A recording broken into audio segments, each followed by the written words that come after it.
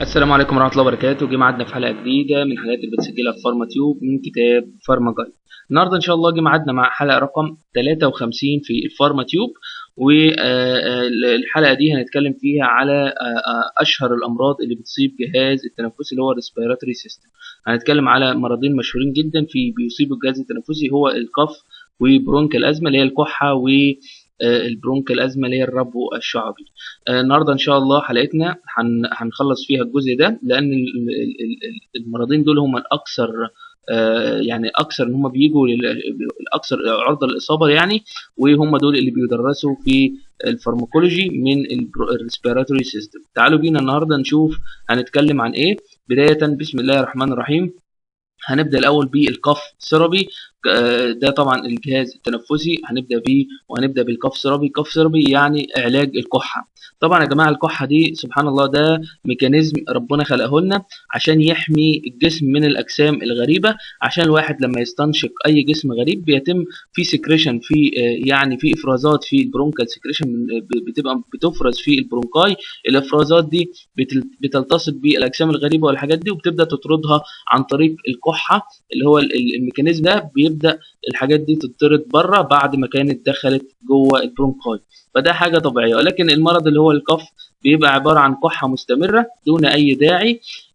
هنعرف أسباب الكلام ده إيه. ولكن هناك نوعان من الكحة يا جماعة. هناك نوعان من الكحة. أول حاجة اللي هي الدراي، بنقول عليها دراي كف، اللي هي الكحة الجافة، ودي بنقول عليها unproductive يعني غير منتجة اللي هو البرونكال سكريشن، يعني ما فيهاش افرازات، بتبقى جافة ما فيهاش افرازات. ودي بتبقى يوزلس يعني عديمة الفائدة.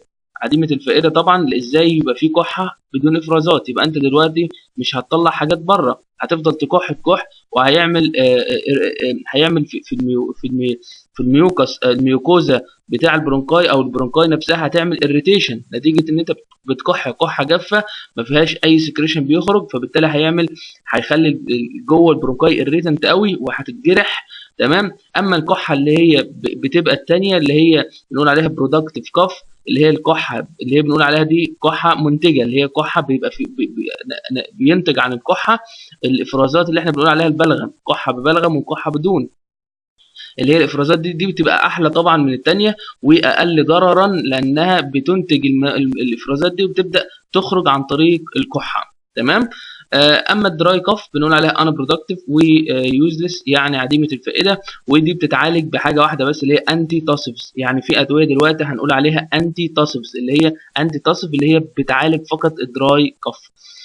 اما البرودكتيف كف اللي هي الكحه اللي هي بنقول عليها يعني بنقول عليها مشهوره عندنا في الصيدله بنقول عليها كحه ببلغم، اللي هي بتبقى منتجه للسكريشن ده.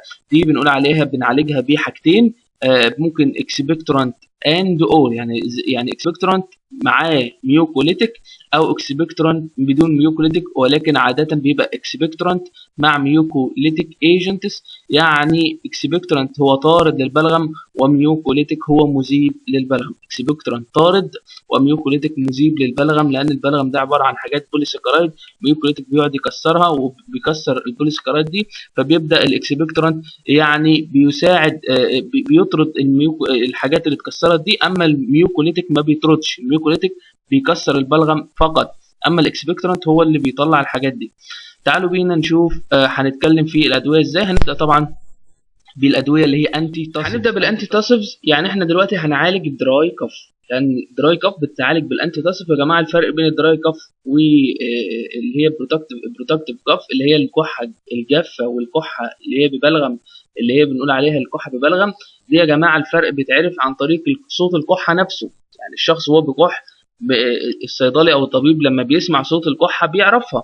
طبعا الكحه الجافه دي هي اكثر ضررا، المريض بيتعب قوي لما بيجي يكح. يعني لما يجي يكح يحس ان في حاجه كده بتاكل في الجهاز التنفسي من جوه. لما يجي يكح بالذات اثناء الكحه بيحس ان الجهاز التنفسي بيتجرح وهو بيكح. طبعا مفيش سوائل بتخرج او كده، بالتالي بتبقى حاجه صعبه عليه وبيبقى صوتها باين.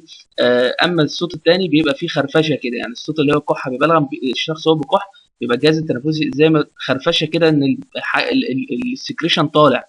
تمام. فدي بتبقى اقل ضررا من الكحه الثانيه.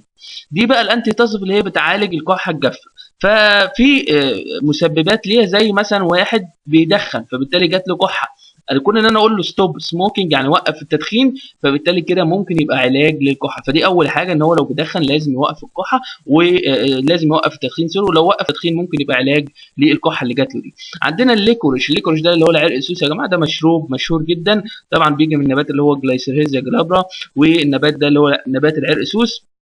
دي الليكوريش ده بيبقى موجود في النبات، وده بيعرف باسم فرانجيال ديمولسنت. فرانجيال يعني بلعوم، ديمولسنت يعني ملطف، يعني ملطف للبلعوم، يعني بيكون طبقه كده في البلعوم. الطبقه دي يا جماعه يعني بتقلل من الاحتكاك او الاريتيشن بتاع البلعوم اللي التهب ده، فبالتالي الطبقه دي بتبقى طبقه واقيه، وممكن الليكوريش يعني بيبقى فعال قوي في الحته دي. في عندنا تنكتشر اوف بنزوين. تنكتشر دي يعني صبغه البنزوين دي يا جماعه بتتحط ازاي؟ الصبغه دي بتتحط في ميه، في ميه مبخره، يعني الميه كده بتغلي ونسيبها لغايه لما تبخر، فبنحط فيها الصبغه، فنشم البخار بقى، المريض يشم البخار بتاع الصبغه دي، فده بيزود البرونكال سكريشن، يعني لان الافرازات بتاعه البرونكاي بتيجي من غده، فبالتالي هو بيزود البرونكال سكريشن، افرازات الغده بتاعه البرونكاي. فده حاجه من ضمن الحاجات برضو، دي الحاجات اللي شغاله بريفرال يا جماعه. يعني احنا عندنا دلوقتي حاجات شغاله، احنا في البريفرال انتي تاسف، يعني في حاجات بريفرال وحاجات سنترال، ده البريفرال تمام. كمان عندنا اللي هي بنزوناتيد. بنزوناتيد ده بيشتغل الاثنين، بيشتغل بريفرال وسنترال. بريفرال يعني على الشغل بريفرال، وسنترال على الجهاز العصبي المركزي. ده يا جماعه يعني الاستراكشر بتاعه، الشكل الكيميائي بتاعه متعلق قوي باللوكال انستيك زي البروكين، يعني شكله بنلاقيه شكل لوكال انستيك اللي هي المخدرات، المخدر الموضعي زي البروكين. عندنا بيشتغل بميكانيزمين زي ما قلنا، سنترال وبريفرال. سنترال ان هو بيروح على الكاف سنتر اللي هو المركز بتاع الكحه. طبعا احنا قلنا ان الكحه دي مسؤول عنها، الكلام ده قلناه في الجهاز العصبي المركزي، قلنا ان في سنتر او مركز في المخ، المركز ده هو المسؤول عن الكحه، فهو ده بيروح للمركز اللي في المخ ويوقف المركز ده. كمان بيقلل عندنا في ريسبتورز اسمها ستريتش ريسبتورز، فبيقلل الاحساس بتاع الريسبتور دي، لان الريسبتورز دي هي المسؤوله عن ان هي لما تحس بحاجه تضيق الشعب الهويه، لما تحس بحاجه ثانيه بتوسع الشعب الهويه، فبالتالي بيبقى في والريسبتورز دي كمان هي المسؤوله عن القف لما يبقى في جسم غريبه وكده، فمسؤوله عن الكلام ده، فهي بتقلل الاحساس بتاع الريسبتورز دي. فالريسبتورز دي لما يقل الاحساس بتاعها هتبدا ان هي توقف الكحه عن طريق البريفرال ميكانيزم.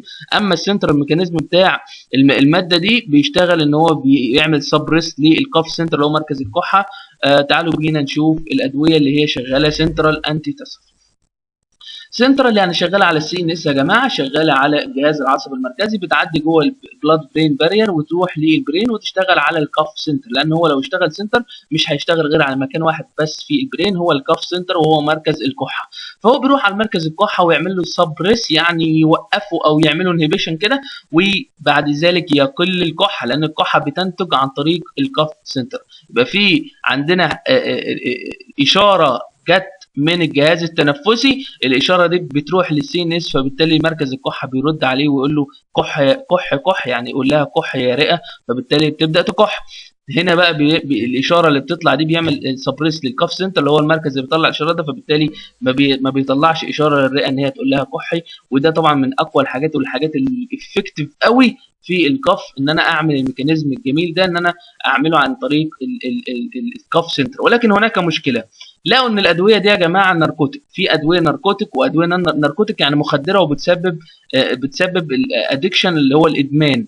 ادويه مخدره زي المورفين، ميثادون، الكودايين، الداي هيدروكودايين، كودينون، الحاجات دي بنقول عليها ناركوتيك. ناركوتيك يعني مشتقه من المورفين او الهيروين، يعني حاجات مخدره. فبالتالي هي دي المشكله، يعني انا عندي ميكانيزم جميل ان انا اروح ماده جوه البرين تعمل سبريس للكاف سنتر، ولكن المشكله ان الماده دي نفسها هي خطره، ماده بتسبب خطوره الادمان وماده خطره، فلذلك الحاجات دي بتشتغل ولكن ما بتستخدمش. يعني ممكن نستخدم الحاجات اللي هي الليس اديتيف، اللي هي ليس ادكشن، اللي هي الادمان اللي بيجي بعد فتره طويله زي الكودايين. ونلاقي الكودايين طبعا اللي هو الكودافين يعني كان بيستخدم وبيستخدم، دلوقتي ابتدى يقل، وفي يعني ايه قليل لما حد يلاقيه، طبعا عشان الناس بتستخدمه استخدامات خطأ، لان الناس اللي بتروح تجيب ادويه الكحه اللي هي ناركوتيك زي الكودايين، يعني بيجيبوها مش عشان عندهم كحه، لا بيجيبوها عشان هم عندهم ادمان في بيضربوا الحاجات دي كمخدرات. ان هو بيجيب ازازه الكحه اللي هي بتتاخد منها معلقه كبيره، بياخد الازازه كامله، طبعا لما لا فرق معاه معلقه ولا حاجه، هو بياخد ازازه كامله عشان يشعر بالتاثير بتاع المورفين. تمام، هو لما بياخد الهاي دوز من ادويه الكحه بتاعه الناركوتيك، فهو بيشعر بتاثير المورفين في الهاي دوز. اما احنا بناخدها في جرعه المظبوطه اللي هم قايلين لنا عليها، لان عايزينها تشتغل على الكاف سنتر فقط. تمام، لذلك في الحاجات دي ما بتطلعش غير بروشيت. ادويه الكحه زي عندنا التوسيفان اللي هو دواء التوسيفان مشهور جدا، والكودافين والحاجات دي ما بتطلعش غير بروشيتا. ليه بتطلع بروشيتا؟ لان هم طبعا انتشر الموضوع ده، انتشر ان اشخاص كتير جدا بيروحوا الصيدليه يطلبوا دواء الكحه ده بدون روشيتا، فبالتالي ابتدى الموضوع ينتشر بكثره، فبالتالي بيبقى لازم روشيتا عشان يصرف لك دواء الكحه ده. خلاص، ولكن هو افكتيف يعني افكتيف جدا في الميكانيزم بتاع ان هو بيعمل سبريس للكاف سنتر. عندنا بقى حاجات نون ناركوتيك، يعني ما بتسببش الادمان، وهي مشتقه برضه من الاوبيات، مشتقه من المواد بتاعه المورفين والمواد الافيونيه دي، زي الديكستروميثورفان. الديكستروميثورفان ده ممكن يبقى فيه تابلت منه، وشراب زي الكوديفان ده بيحتوي على الديكستروميثورفان، وده حاجه جميله جدا يا جماعه على فكره، لانها نون ناركوتيك، ويعني افكتيف برضه، وفي منها تابلت وفي منها برضه شراب. الحاجات دي حاجه جميله جدا برضه في الكحه. على فكره الحاجات اللي احنا بنتكلم فيها دي افكتيف جدا يا جماعه، الحاجات اللي بنتكلم فيها في البريفرال، الميكانيزم بتاع السنترال ده افكتيف جدا عن البريفرال. عندنا مواد اخرى بقى زي برضه اوبيات ديريفيتيف زي النوسكابين، وممكن نقول عليه ناركوتين. يعني الاسم ده مظبوط والاسم ده مظبوط، الاثنين دول اسماء علميه مظبوطه. نون اوبويد ديريفيتيفز، حاجات نون اوبويد بقى زي عندنا البنزوناتيت ده اللي احنا كنا لسه قايلينه دلوقتي خالص في اخر واحد في البريفرال، قلنا هو بيشتغل في الميكانيزمين. عندنا برضو الكارميفين، عندنا اوكسيليدين، ده برضو اوكسيلادين ده مشهور جدا، زي اللي هو باكسيلادين. وعندنا دايفينهيدرامين، ده انتي هيستامينيك، ممكن برضو يستخدم في ان هو يشتغل في الكف. وعندنا البيوتاميريت، وممكن نقول عليه برضو يعني البيوتاميريت ده اسم سليم، اللي هو يعني بيبقى فيه كذا ماده يا جماعه من المواد العلميه بقى لها اسمين. يعني ممكن انت تقول تلاقيها بيوتاميريت، واحد تاني يلاقيها مكتوبه في كتاب تاني بالاسم ده، فاحنا بنقول الاسمين برضو عشان لو صدفت حد ان هو يشوف الاسم ده، الاسم ده اللي هو بروسبامين والبيوتاميريت، يعني الاثنين صح. زي عندنا شراب برضو اللي هو سينكود ده من احد الحاجات الشراب المشهوره جدا في مصر، بيستخدم في الكحه الجافه. في حاجات تانية برضو زي البيبا زيتات والبيبا زيسيت، الاثنين الاسمين صح. ممكن نقول ده زي السيلجون ده في منه على فكرة لبوس وفي منه اقراص، ده برضو دواء للكحة. عندنا بقى في مادة اللي هي بنقول عليها كلوبيوتينول. الكلوبيوتينول ده مادة موجودة في مصر اسمها سايلومات. السايلومات ده يا جماعة الدواء ده اصلا، الدواء ده اللي هو الكلوبيوتينول ده اتسحب من السوق سنه 2004، لان هو بيعمل كيوتي انترفال من احد السايد افكت بتاعته، يعني بيعمل اريزميا، واتسحب سنه 2004. ولكن انا شفته في الاطلس موجود، اطلس 2012، ان هو موجود في مصر باسم سايلومات. ما اعرفش هل هو موجود فعليا في الصيدليه، ما اعرفش والله، بس لو كان موجود دي تبقى مصيبه، لان هو اتسحب فعلا من بعض الدول لانه بيعمل كيوتي انترفال. كده احنا خلصنا الحاجات اللي هي انتي تصفس، يعني حاجات اللي بتعالج الدراي كف اللي هي الكحه الجافه. الكحه الثانيه بقى، الكحه اللي هي ببلغم دي، نعالجها ازاي؟ نعالجها بحاجتين، ان احنا نكسر البلغم ده، وان احنا نطرده. فاللي بيكسره بنقول عليه ميوكوليتيك ايجنت، واللي بيطرده بنقول عليه اكسبكتورانت، يعني طارد للبلغم. تعالوا بينا نشوف كده. هنبدا بالميوكوليتكس. الميوكوليتكس طبعا دي الحاجات اللي بتستخدم في البرودكتيف كف اللي هي الكحه اللي هي ببلغم. الكحه دي يا جماعه من الحاجات اللي هي الكحه يعني النوع الكويس، يعني بيبقى فيه خارج افراز مع الكحه. طبعا الافراز ده ممكن يبقى فيه صعوبه في خروج هذا الافراز، يعني بيبقى فيه فعلا افرازات في البرونكاي، ولكن هناك صعوبه في الافراز. الصعوبه دي بتنتج عن نتيجه ايه؟ الصعوبه دي ممكن يبقى الميوكس نفسه بيبقى سك ان هو الفيسكوزيتي بتاعته عاليه، يعني هو لازق قوي ماسك في الجدار بتاع الشعب الهوائيه، مش قادر يسيبها. احنا عايزينه يسيبها ويطلع بره عشان يسلك ال الكلام ده وما يحصلش كحه، لانه طول ما هو موجود على جدار البرونكاي من كده على طول الميكانيزم اللي احنا بنقول عليه ده بيحس ان في ماده غريبه يقعد يكح يكح. فاحنا عايزين ندوبه ونطلعه خارج الكلام ده. ندوبه ازاي؟ ندوبه يعني احنا هنقلل الفيسكوزيتي بتاعته ونكسره، نكسره الروابط اللي فيه ونكسره، وبعد كده يجي ماده ثانيه اللي هي بنقول عليها اكسبكتورنت بقى، اللي هي طارده للبلغم. اما الميوكوليتيك هي مذيبه فقط، هي مذيبه فقط، وهي تساعد عمل الاكسبكتورنت، لان الاكسبكتورنت لو استخدم لوحده عند مريض الميوكس ده عنده الفيسكوزيتي بتاعته عاليه جدا، الاكسبكتورنت مش هيبدا يشتغل لانه الفيسكوزيتي بتاعت الميوكس عاليه، فمحتاج ميوكوليتيك عشان يساعد الاكسبكتورنت ان هو يدوب الكلام ده. طبعا الكلام ده سهل، يعني حلقه النهارده حلقه سهله جدا، لان احنا طبعا اتهرسنا في الفارما تيوب، خدنا حاجات يعني تقيله جدا، خدنا مواضيع تقيله، ويعني المواضيع اللي جايه دي يعني بالظبط سهله جدا. الانتيبيوتيك هو موضوع مختلف جدا، هو يعني ممكن حد مش متابع الفارما تيوب خالص من الاول يبدا من اول انتيبيوتيك يبقى زي الفل وفاهم وكل حاجه، يعني هو مش ريليتد قوي بالكلام اللي احنا قلناه ده كله، ده حاجه خاصه كده، حاجه خاصه لوحدها بتشتغل على بكتيريا، وحاجه خاصه خالص ملهاش علاقه بالريسبتورز والكلام اللي احنا قلناه ده كله. اما اللي احنا بنقوله ده هو ريليتد قوي للاوتونوميك نيرفس سيستم، لا هنتكلم على البرونكال ازم دلوقتي، ريليتد بالاوتاكويد، يعني ريليتد بالحاجات اللي قلناها قبل كده. فبالتالي انت واخد حاجات، يعني الحاجات دي واخدها قبل كده في الفارما تيوب كتير، الكلام ده سهل جدا بالنسبه ليك. عندنا بعد كده هنبدا بقى بالميوكوليتيك، الحاجات اللي هي بتذيب البلغم ده. عندنا البرومهكسين، برومهكسين ده اللي هو بايسولفين، عندنا دواء مشهور جدا بيبقى موجود في برشام، في شراب منه بايسولفين، ده من احد الحاجات اللي هي الميوكوليتيك ومشهوره. مش هو بس لوحده اللي بيحتوي على البرومهكسين، البرومهكسين ده في كذا دواء زي البايسولفين كده موجود بالظبط. ده بيشتغل ازاي؟ ان هو بيكسر البوليساكرايد اللي هو الميوكس بوليساكرايد. عندنا الميوكس ده بيبقى بوليساكرايد يا جماعه، يعني عديد السكريات، ده الاستراكشر بتاعه، وهو بيكسره، فبالتالي الايفكت بتاعه بيظهر في خلال 3 ايام، يعني مش اول ما اخد البايسولفين الاقي الايفكت ظهر، لا ده بيظهر بعد 3 ايام، بيظهر بعد 3 ايام ان بيحصل التكسير ده، خلاص 3 ايام بيبدا الايفكت يظهر، وبيعالج البرونكايتس والبرونكال ازمه. البرونكايتس هو التهابات في البرونكاي، تمام، بينتج عنها كحه. والبرونكال ازمه هنشرحها النهارده ان شاء الله. عندنا بقى البرومهكسين ده، البرومهكسين ده لما بيحصل له ميتابوليزم داخل الجسم بيتحول، البرومهكسين ده لما يحصل له ميتابوليزم داخل الجسم بيتحول الى ماده ثانيه اكتف، بيتحول الى الامبروكسول. امبروكسول ده هو الاكتف ميتابولايت بتاع البرومهكسين، نفس الكلام بالظبط، ولكن البرومهكسين اكتف بيحصل له ميتابوليزم الى اكتف اللي هو امبروكسول. طبعا بنقول الكلام ده اللي هو بنقول عليه مينتيننس اوف اكتيفيتي. تعالوا بينا نشوف الادويه اللي بعد كده. عندنا كاربوكسي ميثايل سيستين، كاربوكسي ميثايل سيستين زي الميوكوليز، ده بيكسر الاس اس بوند او الباي سلفايد بريدج اوف سباتم. سباتم ده يا جماعه يعني معناها ايه؟ اللي هو السائل اللي خارج ده، معناها بصاق، عارفين البصاق يا جماعه؟ بصاق، تمام. يعني هو ده سباتم ده المعنى بتاعه بالظبط هو البصاق، يعني بيكسر الباي سلفايد بريدج في السباتم اللي هو السائل اللي خارج ده، تمام. فبيقلل السيرفس تنشن، هو ملوش علاقه بالفيسكوزيتي خالص، ما بيقللش الفيسكوزيتي، يعني ممكن نلاقي حاجات بتقلل الفيسكوزيتي، لا هو بيزود الفوليوم، يعني السباتم ده بيبقى الفوليوم بتاعه كبير بدل ما هو حاجات صغيره كده. معلش يا جماعه الحلقه دي مقرفه شويه، حاجات صغيره بيبقى حاجات ايه الفوليوم بتاعه كبير، تمام، ولكن الفيسكوزيتي بتاعته هتبقى ثابته، يعني حاجه مقرفه قوي. عندنا بقى ايه؟ برونكايتس وبرونكال ازمه، يعني شغال افكتيف في الاثنين دول او يوزفل في الاثنين دول.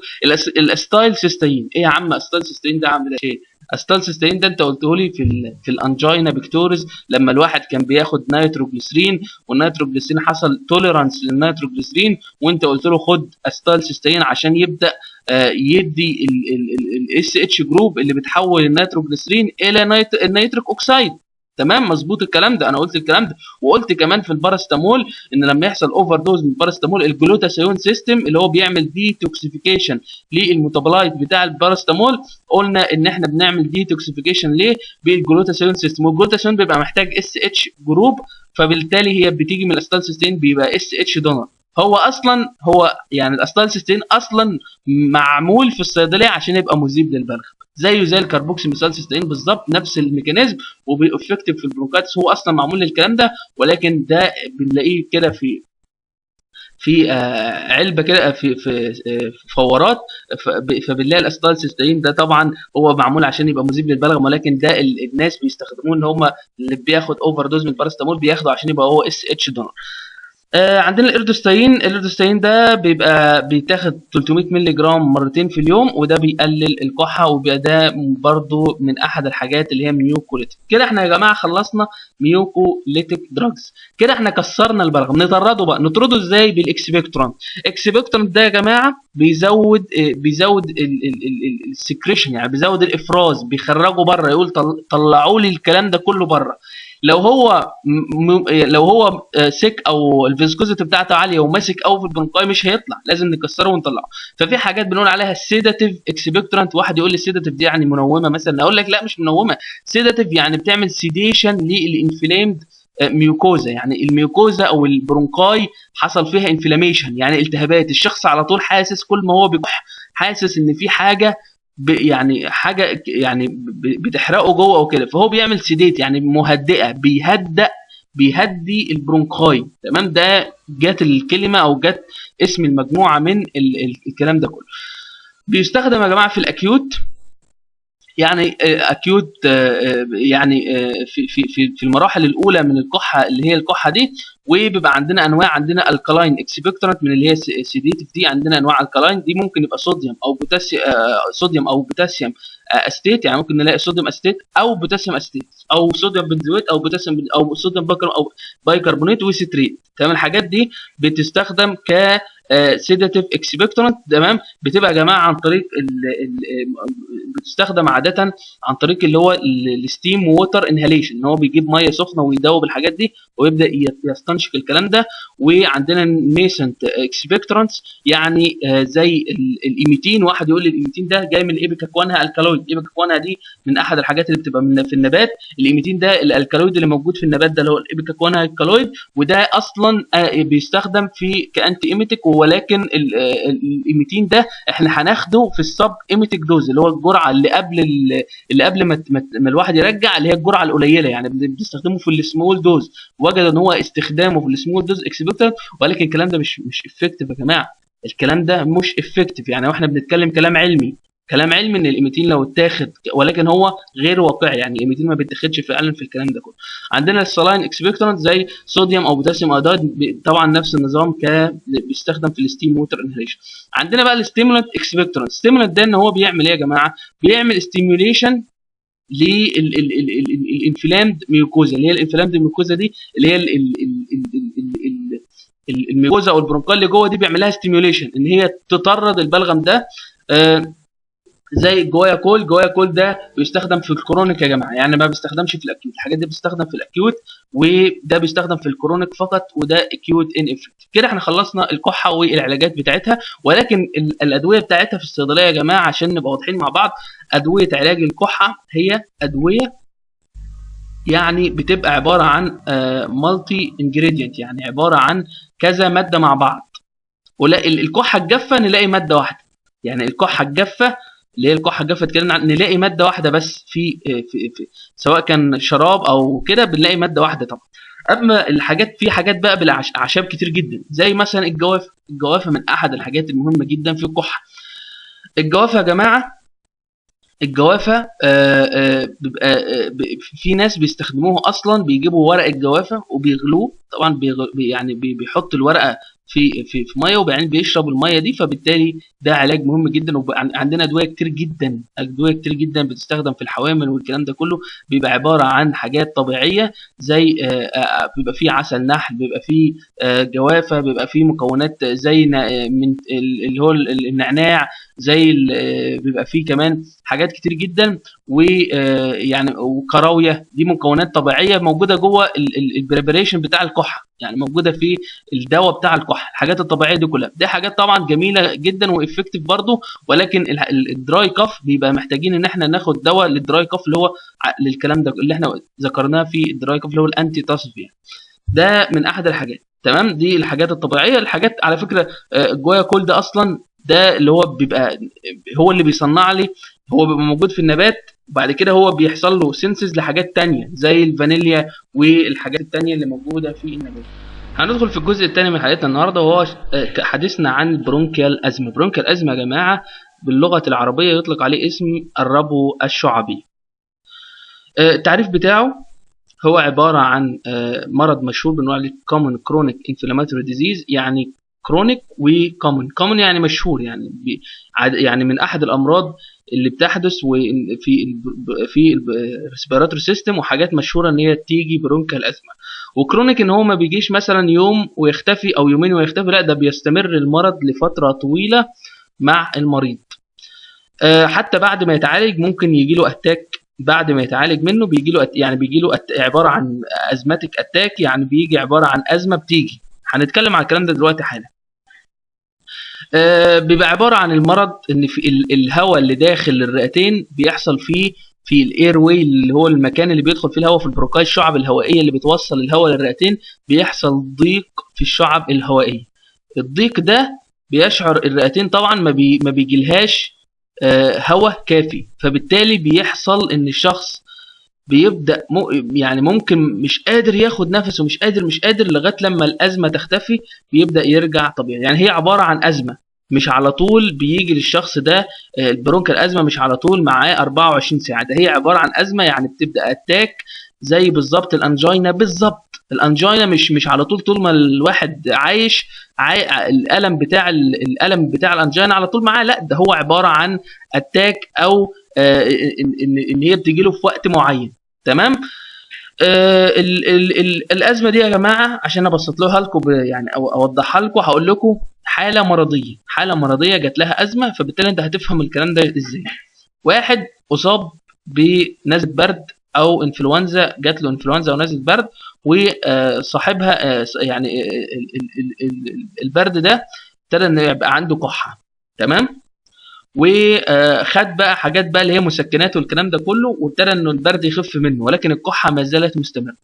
ما خدش انتي بايوتيك، ما خدش مضاد حيوي عشان يقتل الانفكشن اللي حصل له ده. الانفكشن اللي حصل له ده ما خدش المضاد الحيوي، ابتدى ياخد ادويه للكحه، والكحه ما زالت مستمره برضه، لان الانفكشن موجود، العدوى موجوده، والمفروض عشان يعالج الكلام ده لازم ياخد مضاد حيوي، لان الانفكشن العدوى لازم ما زالت موجوده ولازم يعالجها، فبالتالي هو مستمر برضه ان هو ياخد دواء كحه. فبالتالي ابتدى الموضوع بعد فتره اسبوعين يقلب الى برونكال ازمه. حصل بقى ان البرونكاي اتملت انفكشن واتملت ميوكس، وابتدى ان الشعب الهوائيه ابتدت تضيق، فبالتالي بتجي له الازمه. بقى الازمه دي بتيجي ازاي؟ عاده بتيجي في الصباح الباكر، بتبقى عباره عن الشخص بيجي كحتين ثلاثه كده، فجاه يلاقي عنده مش قادر ياخد نفسه، ضيق في التنفس بدرجه فظيعه، مش قادر ياخد نفسه، بتستمر مثلا حوالي 30 ثانيه 40 ثانيه، بيبدا ياخد نفسه مره تانية. وبيبقى الازمه دي فظيعه يا جماعه. الانسان بيبقى حاسس كده ان هو خلاص هيطلع روحه فيه. فبالتالي بقى الاعراض زي ما احنا عارفين، ضيق في التنفس بيبقى قصير، وعندنا الم في مكان اللي هو في الشيست بين، بنقول عليه شيست بين. وعندنا ان هو ما بيقدرش ينام، يعني النوم بتاعه بيبقى متلخبط نتيجه ان هي ممكن تجي له الازمه وهو نايم فيروح بيصحى وكده. ممكن الشخص وعاده في الاطفال بيشعر باثناء الزفير يا جماعه، يعني الانسان بيدي شهيق ويدي زفير. الزفير بيبقى فيه صفاره كده، او وهو الانسان بيطلع الهواء من الرئتين. ممكن في الاطفال عاده الواحد بيسمع صفاره كده والهواء طالع من الرئتين. وبيبقى في كحه، طبعا بيبقى في كحه، والكحه دي بتبقى ناتجه عن الحاله اللي انا قلت لكم عليها. يعني من ضمن الاعراض بتاعه البرونكال ازمه بيبقى في كحه، ودي بتبقى ناتجه عن واحد عنده نزله برد او انفلونزا، وبالتالي هي اللي سببت كحه، وبعد الكحه ما تعالجش بمضاد حيوي فجات له البرونكال ازمه. برونكال ازمه يا جماعه الاسباب بتاعتها ان الواحد بيتعرض ل يعني هي بتيجي الازمه ساعه لما الواحد بيتعرض ل الرجين او اي حاجه بتعمل الرجي سبستانس، يعني بيتعرض لدخان سجاير، بيتعرض لحبوب اللقاح اللي موجوده في الجو، بيتعرض لاي حاجه بيجي يتنفسها، فممكن تجي له الازمه في الوقت ده. ولكن الازمه اللي هي مسببات الازمه بتختلف من شخص لشخص. السبب في الازمه، يعني واحد جاله ازمه المسببات بتاعتها من شخص لشخص بتختلف. ليه الازمه جات له؟ ممكن واحد يبقى فيه غبار في الهواء او حبوب لقاح او كده، ممكن يبقى فيه تلوث اصلا في الجو وحاجه بتعمل اريتيشن زي الدخان اللي بيطلع من السجاير. في حاجات بتعمل يعني في واحد في اكل معين بيعمل له حساسيه، زي واحد بياكل مثلا الفراوله فبتعمل له حساسيه، واحد بياكل الفول السوداني فبيعمل له حساسيه. تمام. ممكن لما يجي ياكل الحاجات دي، الحساسيه طبعا لما تحدث بيطلع انفلاماتوري ميديتور، مش بيطلع هيستامين بس. الماست سيل بتطلع انفلاماتوري ميديتور غير الهيستامين، بيطلع ليوكوترين، فبالتالي بيعمل برونكوسبازم زي ما احنا عارفين، والهيستامين بيعمل برونكوسبازم. فلما يحصل برونكوسبازم وهو عنده ازمه، فممكن الازمه تجي له في الاتاك، تجي له في اللحظه دي. طبعا احنا اتكلمنا على اشهر حاجه هي الريسبيراتوري انفكشن. اشهر حاجه يا جماعه من ضمن الحاجات اللي بتجيب او الاسباب بتاعه البرونكال ازمه هي الريسبيراتوري انفكشن.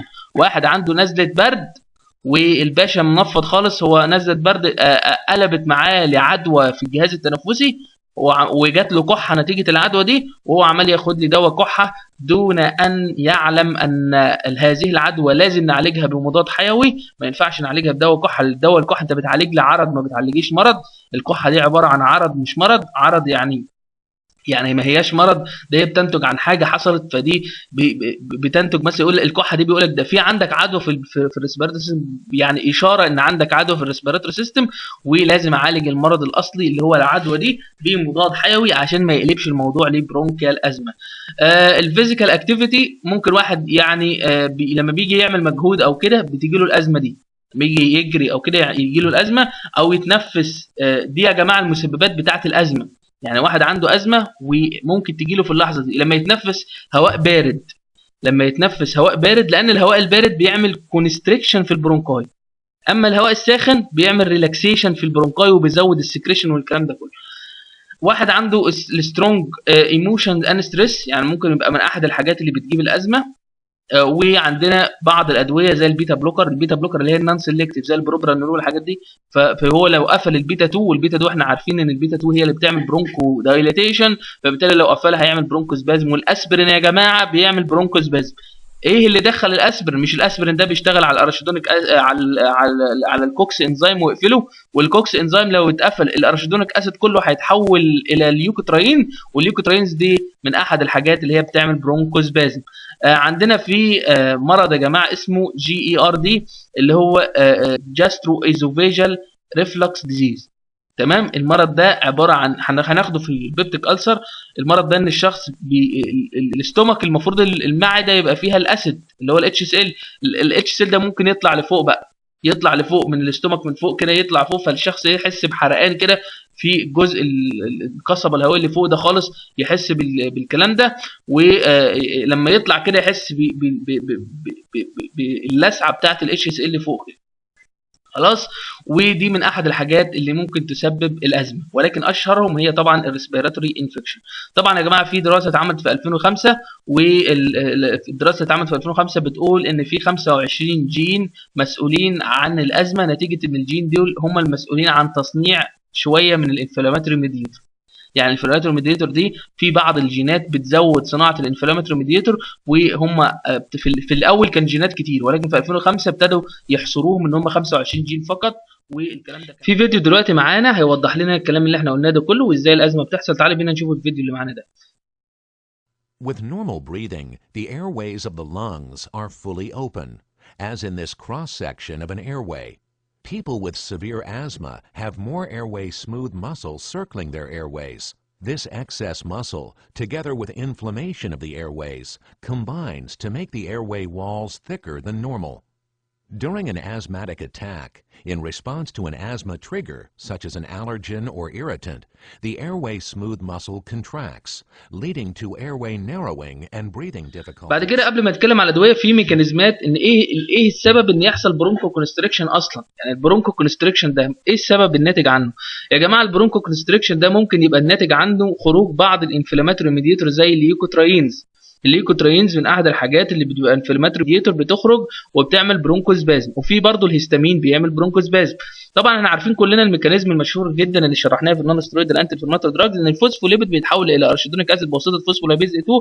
عندنا انزيم 5 لايبوكسيجينيز اللي هو اللوكس، بنقول عليه لوكس، وانزيم اسمه كوكس اللي هو سايكلوكسيجينيز. الكوكس بيطلع بروستاجلاندز مالناش علاقه بيه النهارده، احنا اتكلمنا عنه في النون ستيرويدال. اللوكس هو اللي لنا علاقه بيه النهارده، ان هو بيطلع لي 3 مواد: ليوكوترين سي 4، ليوكوترينز دي 4، ليوكوترينز اي 4. دي مواد وليس ريسبتورز، دي مواد وليس ريسبتورز، بيشتغلوا على الريسبتور اللي هو سيستينايل ليوكوترين ريسبتور اللي هو الريسبتور بتاعهم، فبيعمل برونكوسبازم. عشان انا اقلل البرونكوسبازم، عشان الشخص ما يجيلوش ازمه، ان انا امنع البرونكوسبازم، يبقى انا ممكن اوقف تصنيع الليوكوترينز، ان انا اقفل الانزيم اللي هو اللوكس ده، او ان انا اقفل الريسبتور اللي هو بتاع المواد بتاعه الليوكوترينز عشان ما يشتغلش عليها. ده من ضمن الحاجات اللي بتعمل برونكو كونستريكشن. ممكن اخد انتي هيستامينيك عشان يقفل الهيستامين ريسبتور الموجوده في البرونكاي ويقفل الهيستامين ريسبتور.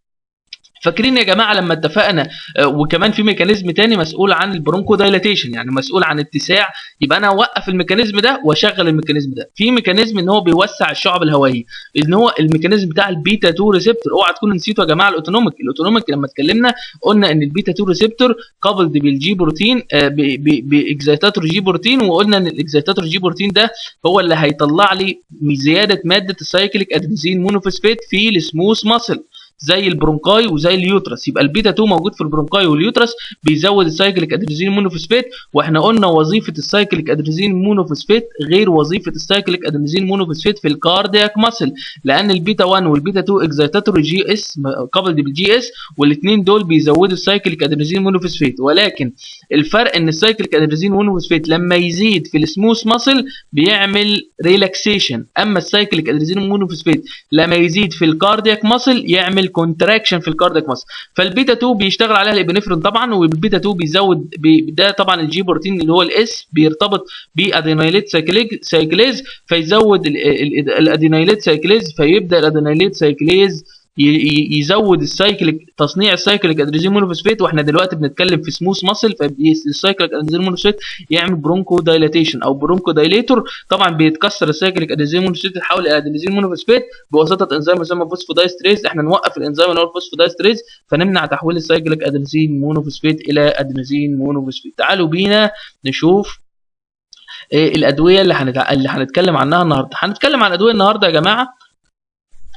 في ادويه برونكو دايليتور دراجز. يعني ايه برونكو دايليتور دراجز؟ يعني في ادويه بتوسع، اللي هي اللي بتستخدم في البرونكال ازمه، بنقول عليها برونكو دايليتور دراجز، بتوسع الشعب الهوائي، زي البيتا 2 اجونست، لانها بتزود السايكليك ادرينالين مونوفوسفات فبيعمل برونكو دايلاتيشن. ودي بتستخدم في الاكيوت اتاك يا جماعه، في الشخص اللي عنده اكيوت اتاك من الازمه، مش كرونيك اتاك، اكيوت اتاك من الازمه، زي السالبيوتامول والتربيوتالين. ده شورت اكتنج بيستخدموا انهاليشن او اورال. فورموتيرول او سالميتيرول ده لونج اكتنج بيستخدموا انهاليشن. اما الايزوبرينالين والادرينالين الاثنين دول ريرلي يوزد ناو، ما بيستخدموش دلوقتي. انت هتستخدم ادرينالين عشان برونكال ازمه ولا ايزوبر؟ ما انت عندك الحاجات اللي هي انهاليشن وسريعه جدا اهي. ماسكارينيك انتاجونست، طبعا هنا بقول لك سي اي ان اس اوتونوميك نيرفس سيستم، يعني افتكر الكلام ده قلناه في الاوتونوميك نيرفس سيستم. الماسكارينيك انتاجونست اللي هي بتقفل الام 3 ريسبتور، لان الام 3 ريسبتور موجود في البرونكاي، ولو اشتغل بيعمل برونكو كونستريكشن، فاحنا هنقفله بحاجات سيلكتيف ام 3 على البرونكاي، اللي هو تايوتروبيوم وابراتروبيوم. والابراتروبيوم احسن طبعا عشان هو ما بيأثرش على الميوكاس سكريشن، تمام؟ ده ما بيأثرش، غير التايوتروبيوم بيأثر. تعالوا بينا نشوف حاجات تانية، حاجات بنقول عليها ميثايل زانسينز، زي الحاجات اللي خدناها طبعا في حلقه الاي ان اس اللي هي سي ان اس ستيمولانت. قلنا الميثايل زانسين دي زي السايوفيلين وامينوفيلين. الحاجات دي بتعمل ايه؟ بتعمل انهيبيشن للفوسفودايستريز انزيم اللي بيكسر السايكليك ادرينالين مونوفوسفات الى ادرينالين مونوفوسفات، فبيعمل اكيوميليشن للسايكليك ادرينالين مونوفوسفات، فبينتج في النهايه عندي زياده في السايكليك ادرينالين مونوفوسفات. ودي حاجات موجوده في منها حقن، وحاجات برضو ممكن تبقى موجوده في شراب. ليوكوتراين باس واي انهبيتورز، الباس واي اللي احنا اتكلمنا عنه دلوقتي خالص، اللي هو بتاع الليوكوتراين والريسبتور واللوكس والكلام. في حاجه بتقفل اللوكس انزيم، ودي حاجه جديده اللي هو الزيليوتون، ده بيقفل اللوكس انزيم زيه زي بالظبط اللي بيقفل الكوكس الاسبرين. عندنا زفير ليوكاست، مونتي ليوكاست، دي حاجات مشهوره برضو، بتقفل الريسبتور اللي هو سيستايلين ليوكوترينز ريسبتور، ده بيقفل الريسبتور بتاع الليوكوتريين ريسبتور. وعندنا كمان حاجات يا جماعه بروفايلاكتيك ايجنت، يعني حاجات تستخدم كواقيه، واقيه ان هي بتحمي الشخص ان هو يجي له اكيوت اللي هي اتاك، وده بيستخدم للشخص اللي عنده كرونيك ازمه، يعني الاتاك بتجي له يعني حاجات بسيطه جدا من الاتاك، ودي بيستخدمها عشان يعمل ايه؟ طبعا كواقي ان ما يجيلوش الاتاك دي. عندنا نيدوكرومايل، ده ماست سيل ستابلايز، دي الماست سيل اللي قدامنا اللي بتطلع هيستامين، فهو دلوقتي حصل انتي بودي انتيجين رياكشن، ده طبعا الانتي بودي انتيجين رياكشن، التفاعل ده اللي بيحدث على سطح الماست سيل اللي بينتج عنه في النهايه زياده خروج الهستامين. مش الهستامين بس اللي بيطلع، ده بيطلع منه اليوكوتراين واذر انفلاماتوري ميديتور، فهو بيعمل ماست سيل بيعمل ستابلايزيشن للماست سيل ويمسكها ويوقفها عن العمل. طبعا دي حاجات بتعمل ماست سيل ستابلايزر. عندنا الكيتوتايفين وكرومولين والكروموجلايكيت، ده طبعا من الحاجات برضو اللي هي الميكانيزم بتاعها ان هي بتشتغل كانتي انفلاماتوري، بتقلل الانفلاماتوري ميديتور، ولكن الميكانيزم نوت كلير الكرومولين بالذات والكروموجلايكيت، ان الميكانيزم نوت كلير، ولكن هم بيعتبروا كماست سيل ستابلايزر وليهم انتي انفلاماتوري اكشن، وبيستخدموا في الالرجيك رينايتس، والسايد افكت بتاعه ممكن يبقى ماوس ديزنس سوري دراينس اوف ماوس، ويخلي الانسان يعطش، وممكن يبقى يعمل كحه بسيطه. ده من ضمن الادفيرس افكت بتاع الكرومولين والكروموجلايكيت. كده يبقى احنا اتكلمنا على البروفايلاكتيك، ولكن في حاجه مهمه جدا بتستخدم كبروفايلاكتيك وهي الجلوكوكورتيكويد. الجلوكوكورتيكويد يا جماعه هي الكورتيزون واخواته بقى، الكورتيزون اللي هو هيدروكورتيزون، دي الكورتيزونات كلها بقى، تمام، دي الكورتيزونات كلها والحاجات المشهوره اللي موجوده، والحاجات المشهوره في الصيدليه وموجوده على هيئه حقن، ولكن الكورتيزون المستخدم على هيئه بخاخه هو الافضل طبعا في البرونكال ازمه. طبعا الكلام ده المفروض يعني يبقى ليه موضوع الجلوكوكورتيكويد موضوع كبير جدا في الهرمون، ولكن ده يعني موضوع يعني بيستخدم كبروفايلاكتيك في الازمه. عندنا ميكانيزم في اكشن يا جماعه بتاعه ميكانيزمات كتير جدا، ولكن احنا بنتكلم في الميكانيزم از انتي انفلاماتوري، يعني الكورتيزون الميكانيزم بتاعه في الانتي انفلاماتوري، الثلاثه دول بس، مش الميكانيزم كله، لا الميكانيزم دي حاجه ثانيه خالص، تمام. هو بيعمل انهبيشن للانتيجين انتي بودي رياكشن، بيزود البيتا 2، ممكن يعمل ستيميوليشن للبيتا 2 ريسبتور، بيقلل الفوسفولايبيز A2 فبيقلل الارشيدونيك اسيد. السايد افكت بتاعته معروفه جدا ان هو بيعمل ديستربنس في الالكترولايت، فبيعمل صوديوم اند ووتر ريتنشن، وبيزود خروج البوتاسيوم، بيطلع الكالسيوم اللي موجود في والفوسفات الموجود في العظم، فممكن يعمل هشاشه في العظام ويعمل تكسير في العظام، بيعمل هايبر جليسيميا لانه بيقلل خروج الانسولين هرمون، وبيعمل كمان الشخص لو اتجرح وممكن يقلل الجرح، وان هو الجرح ما يتلقمش والعدوى بتبقى كتير، وكمان بيعمل بيخلي الجلد يا جماعه سن، يعني الجلد نفسه بيخليه سن وممكن يحصل عدوى. وعندنا بيعمل اكيوت ادرينال انسفشنسي، يعني بيخلي الادرينال جلاند ما تخرجش الهرمونز بتاعتها بكميه كافيه، وده من احد الاعراض بتاعته. لذلك ما ينفعش ان الشخص يوقف الكورتيزون فجاه، لازم يوقفه جراديوالي عشان يحمي نفسه من الادرينال انسفشنسي، وما بيستخدمش في البريجنانسي واللاكتيشن. طبعا يا جماعه ده الانتيبيوتيك لازم نستخدم انتيبيوتيك اللي هو البرود سبيكترم انتيبيوتيك، لازم يستخدم عشان يعالج الريسبيراتوري انفكشن. يبقى لو الشخص اللي عنده برونكال ازمه ناتجه عن ريسبيراتوري انفكشن لازم يتعالج فورا من الريسبيراتوري انفكشن، وبعدين نبدا علاجه وياخد معاه العلاج بتاع البرونكال ازمه سواء كان انهاليشن او الكلام ده كله. تعالوا بينا نشوف شويه اسئله بسيطه جدا وبعدين هنشوف كده، ناخد سؤالين كده على السريع. عندنا اول سؤال اللي هو سؤال رقم 166، عشان احنا شرحنا قبل كده 165 سؤال في الاجزاء اللي قبل كده. بيقول ان فتاه عندها طفله، يعني عندها 12 سنه، الفتاه دي عندها هيستوري اوف ازمه، يعني الازمه بتجي لها من فتره طويله وعندها تاريخ مع المرض يعني، وعندها كحه وعندها ضيق في التنفس وعندها ضيق في الشعب الهوائيه، ويعني الاعراض اللي احنا بنقول عليها دي تحولت الى سيفير، بقت اعراض خطيره لدرجه ان ابوها وامها ودوها قسم الطوارئ في المستشفى.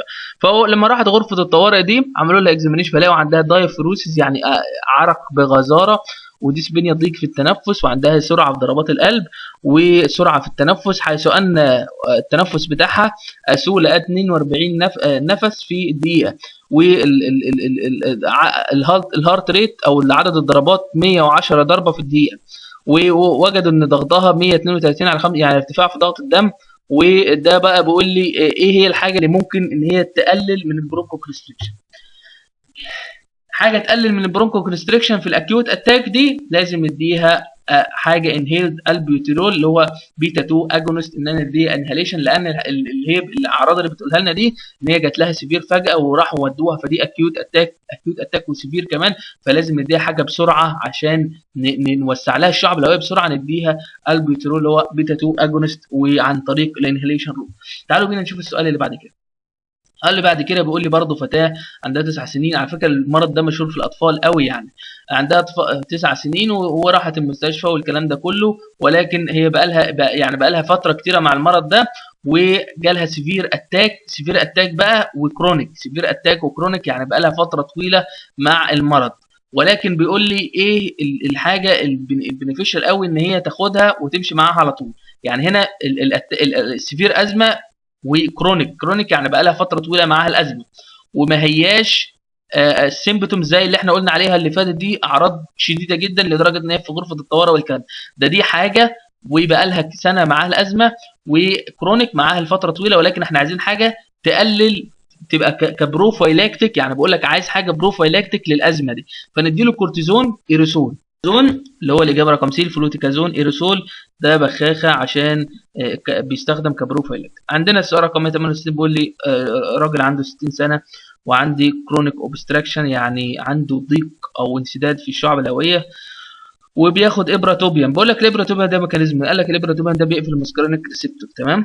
ده سؤال اخر بيقول لي لواحده سوري الكلام مقطوع شويه، فيميل عندها 10 سنين، عندها ازمه نتيجه حساسيه، فهي بتاخد الكرومولين ده ماست سيل ستابلايزر، ده بيسال على الميكانيزم بتاع الكرومولين، ان هو بيعمل انهبيشن للميديتور ريليز، ان هو بيمسك الماست سيل ما يخليهاش تطلع الانفلاماتوري ميديتور، وهي اصلا عندها حساسيه نتيجه الانفلاميشن، فده علاج مناسب ليه. بقول السؤال رقم 170 بيقول لي يعني واحد عنده سنة، ميل عنده سنة، ذكر عنده لسه، البريس ساوند اللي هو صوت التنفس بتاعه اللي الدكتور بيسمعه بالسماعة بيقل، وعنده ويزنج يعني صفير او كده، وبيقول لي هو بياخد البيوتيرول، وقال لي الميكانيزم بتاع الالبيوتيرول ده ايه، ان هو بيعمل اكتيفيشن للبي 2 ريسبتور. كده احنا خلصنا الاسئله بتاعتنا. تعالوا بينا نروح الصيدليه نشوف احنا هنشوف ايه النهارده. نجمع الحاجات، لان ادويه الكحه يا جماعه في الصيدليه بتبقى مالتي انجريدينت، يعني بتبقى عباره الدواء الواحد بيبقى عباره عن كذا ماده فعاله فيه، ولكن يعني عشان الدرس اللي احنا خدناه النهارده اللي هو محاضره النهارده في الكحه، عشان ما نروحش الصيدليه ما نعرفش نطبق الكلام ده، وادويه الكحه كتير جدا ادويه الكحه في الصيدليه، فتلاقي الواحد يعني مش عارف انه الدواء الكويس مش من الدواء الكويس ومتلخبط والكلام ده كله. هنحاول نوضح الكلام ده في الصيدليه، وده بيجي دور الصيدليه وبيجي دور الجزء بتاع الصيدليه في كل حلقه. هنبدا الاول بالادويه بتاعت اللي هي الانتي تصف اللي هي بتعالج الكحه الجافه. الكودين طبعا، الكودافين ده من اشهر الحاجات طبعا اللي بيعالج الكحه الجافه، ولكن هو ناركوتيك، لذلك تلاقيه ما بتصرفش غير في المستشفيات او بالروشتات الطبيه، يعني هو ما ينفعش اي واحد يروح الصيدليه يحصل عليه، لازم بيصرف بالروشتات الصيدليه، بالروشتات في الصيدليه. عندنا بقى النوسكابين ده عادي، يعني ممكن اي حد ياخده، اللي هو التوسكابين ده برضو كانتي تصف، يعني الكحه الجافه. الديكستروميثورفان اللي هو يعني مش ناركوتيك، ولكنه جاي من الافيون، برضه جاي من الاوبيات ديريفيتيف، ولكن نون ناركوتيك، ده اللي هو الكوديفان اللي هو الديكستروميثورفان، ده برضه انتي تصف يعني للكحه الجافه. دي اشهر الحاجات اللي هتشوفها في الصيدليه في مصر، الكلام اللي احنا بنعرضه ده اشهر الادويه، لان انت عندك ادويه كتير جدا في الكحه، انا بجيب لك اشهر حاجه واللي الدكاتره بيكتبوه واللي الناس يعني متعارف عليه بين الصيادله ومشهور جدا. عندنا اللي هو اوكسيلادين، عندنا الباكسيلادين، ده برضو من اشهر الحاجات انتي تصف يعني مضاد للكحه الجافه. طبعا احنا عندنا قلنا الميكانيزم بتاعه في السنترال، وعندنا البروسبامين ده اللي هو سينكود ده من احد الحاجات المشهوره برضو، اللي هو سينكود اللي هو دواء مشهور جدا في الكحه الجافه.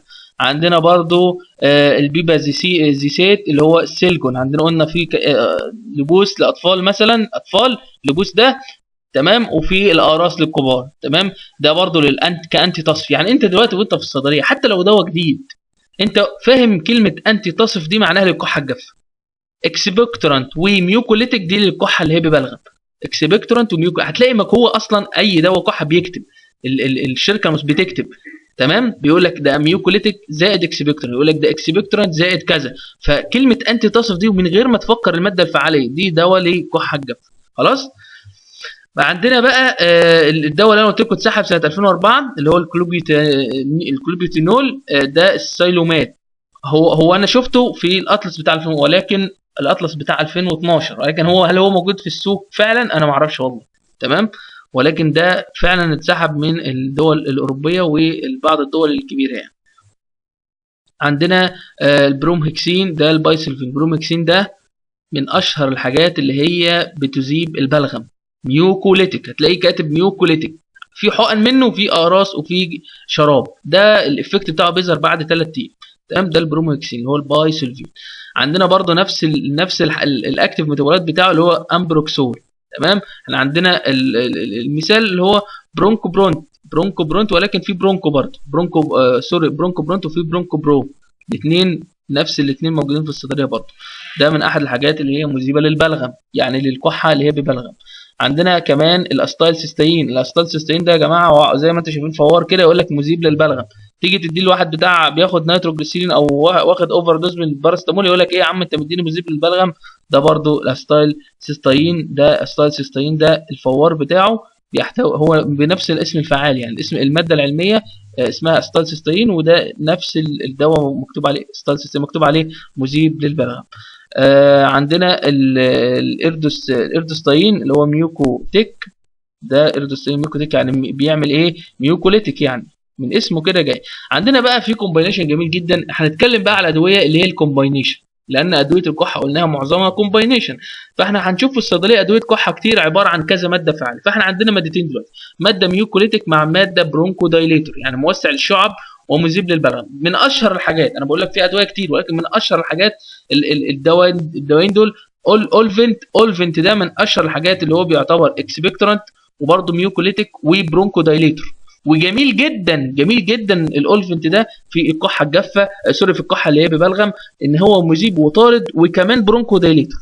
اهم حاجه فيه ان هو في ماده بتشتغل على البيتا 2 ريسبتور، مش عارف بقى البيترول او حاجه زي كده. الماده اللي بتشتغل على البيتا 2 ريسبتور دي، الدواء ده جميل لانه فيه موسع حتى هو طعمه حلو حتى. فهو يعني لو حد عنده كده عايز يوصف يديله الدواء ده، جميل جدا لانه هو موسع للشعب، ودي حاجه حلوه ان هو يوسع الشعب الهويه، زائد ان هو ميوكوليتيك، زائد ان هو اكسبكتورانت، دي حاجه جميله. ده بقى ما ناخدوش في الفارما علميا، احنا نقوله في مهنيا في الصيدليه، زي ما الفقره بتاعتنا بتقول. احنا بنقول حاجات مالتي انجريدينت، يعني حاجه مهنيه ما نقدرش ندرسها علميا. تمام.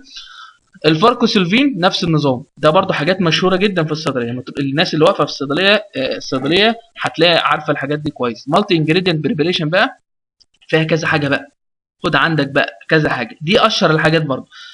كوديلار، ده كوديلار وافيبكت. تمام. دي اشهر الحاجات في المالتي انجريدينت. عندنا المالتي انجريدينت برضه في كذا حاجه.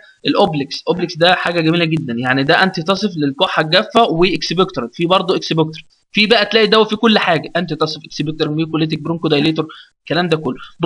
برونكوديفين ده يا جماعه من احد الحاجات المذيبه للبلغم واكسبكتورنت. ولكن على فكره البرونكوفين برضه من احد الحاجات اللي مش بتطلع بسهوله من الصيدليه، لان في ناس بيستخدموه استخدامات غلط. يعني في ناس يا جماعه صدقوني والله الكلام ده حصل، شرب علبه البرونكوفين دي كلها كده، فتحها وشربها كلها.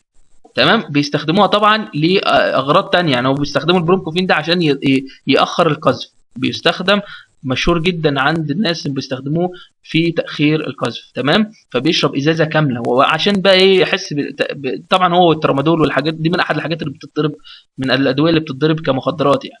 اوبليكس، طبعا الاوبليكس مشهور جدا، تلاقي بيتصرف كتير. عندنا بقى الحاجه بقى الجميله جدا بقى التوبلكسيل ده كان زمان، في فتره زمان ايام ما كنا اطفال في السن بتاعنا، ايام ما كنا اطفال توبلكسيل ده كان ما كانش بيفارق بيت، يقول لك دواء الكحه توبلكسين. حتى العلبه دي انا فاكرها من وانا صغير والله، العلبه اللي هي عليها المعلقه دي.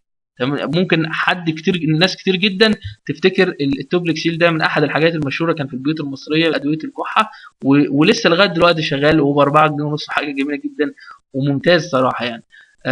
الالترا سولف نفس النظام ده، مذيب للبلغم وطارد. عندنا بقى مالتي انجريدينت، يعني احنا بنقول الحاجات المهمه، الحاجات المشهوره. في حاجات كتير بقى، حاجات كتير على الشكل دي، ولكن دي الحاجات الاساسيه المشهوره اللي بتتصرف كتير في الصيدليه.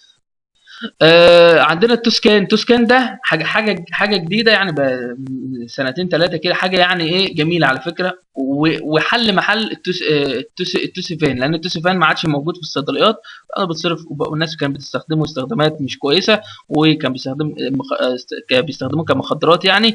وعندنا الاكتيفيد برضه نفس النظام ده بقى، حاجات هيربال اكستراكت، حاجات بقى عشبيه، ليه الست حامل، حد مش حابب ياخد مواد فعاله، يقول لك انا عايز دواء للكحه يا دكتور بس دواء عشبي، يعني دواء مكونات طبيعيه. في ناس كتير على فكره بتطلب الكلام ده، ما يقول لك ابعد لي والنبي عن المواد الكيميائيه والكلام ده كله، هات لي دواء عشبي. اهم اشهر حاجه على فكره الدواء ده البيبتون. بيبتون ده من اشهر الحاجات الدواء العشبيه، وعلى فكره جميل جدا. يعني على فكره الحاجات دي كلها انا مجربها يعني الكلام اللي انا بقوله ده عن تجربه، صدقوني والله عن تجربه. ادويه الكحه دي كنت بتدرب وانا في سنه اولى وسنه ثانيه، كنت متلخبط جدا، مش عارف ايه الكلام ده كتير جدا. فحاولت بقى ايه يعني ايه ده اجربه شويه، ده اجربه، طبعا اجربه في البيت يعني، وانا اجربه حد اخويا يجربه كده يعني. فابتديت ان انا اجمع معلومات ان الحاجات المشهوره جدا ده البيبتون ده من احد الحاجات العشبيه المشهوره جدا. تمام. وجميل، في منه بقى بالسكر، الحاجات دي ايه، في منه سكر وفي منه غير سكر، يعني في الناس اللي عندها الدايابيتس او كده ممكن تاخد البيبتون الاخضر ده، اما سوري الازرق اللي هو شوجر فري. اما ده هو بالعسل والزعتر، عليه زعتر وعليه عسل، وفي كمان مواد في جوافه وفي كراويه وفي حاجات كتير بقى، الحاجات اللي انا بقولها لكم دي. عندنا برضو هيربال اكستراكت، عندنا البلسم. البلسم ده على فكره شركه سيجما كان مصنعه منه بلسم كده اللي هو بونبوني. تمام. وبلسم اللي هو الشراب، في منه بالعسل هو بالعسل اصلا، في منه بالزعتر باينه بالزعتر، وفي حاجه تانية باين مش فاكر. المهم البلسم ده حاجه حلوه بس مش خدت فرصتها في السوق برضه، ولكن هو التركيبه نفسها تركيبه كويسه جدا، وانا جربته كان جميل جدا. وعندنا السينا دراي. السينا دراي ده برضه نفس النظام، بيحتوي على اعشاب، في كلها اعشاب، كله بقى بالعسل وزعتر والكلام اللي احنا قلنا عليه ده كله، المواد اللي هي فليفر، والمواد اللي هي يعني بترطب الجهاز التنفسي. عندنا بقى حاجات تانية، الجوافه بقى ضمن الحاجات اللي اشهر الادويه اللي بتحتوي على الجوافه اكستراكت، يعني الخلاصه بتاعت ورق الجوافه، هو الجوافليكس والجواسول. لا الحاجات دي من اشهر الحاجات اللي تحتوي على الجوافه. كده احنا خلصنا ادويه الكحه كلها، دي الخلاصه بقى، يعني زي ما تكون كده في الاخر كده جبنا الخلاصه بتاعت الكحه. عندنا بقى الحاجات بتاعت البرونكال ازمه، خش عندي بالسلبيوتامول، عندك بخاخه، وعندك سلبيوتامول شراب، ده عشان الناس اللي عندها برونكال ازمه. احنا دخلنا في البرونكال ازمه خلاص بقى، التريبيوتالين، عندنا البريكانيل شراب وشراب وبرشام، عندنا الفورموتيرول اللي هو الفوراديل. واحد يقول لي ده تابلت ده ولا بخاخه؟ اقول لك التابلت نفسه بيتحط في البخاخه، والبخاخه بتهرسه وبيتم استنشاقه. عندنا السالميتيرول اللي هو السيرفنت بخاخه، وعندنا الابراتوبيوم اتروفنت مشهور جدا على فكره، مش ده بخاخ مش عشان هو علبه كده يبقى كده هو بخاخ. امينوفيلين اللي هو مينوفيلين، ده برضو المينوفيلين بيحتوي على امينوفيلين، في منه حقن على فكره. عندنا كمان الزفيرليوكاست اللي هو فينت اير، ومونتليوكاست اللي هو كلير اير، دي حاجات مشهوره جدا في بتقفل الريسبتورز بتاعه اليوكوترينز ريسبتور. كده احنا خلصنا حلقتنا، معلش يا جماعه والله الواحد مش فايق شويه، ولكن اتمنى الحلقه تعجبكم، ان شاء الله نتقابل في حلقه جديده، هندخل ان شاء الله في الحلقه الجايه في جزء الجي اي تي. اشوفكم ان شاء الله في جزء الجي اي تي، اتمنى لكم كل توفيق واستودعكم الله، والسلام عليكم ورحمه الله.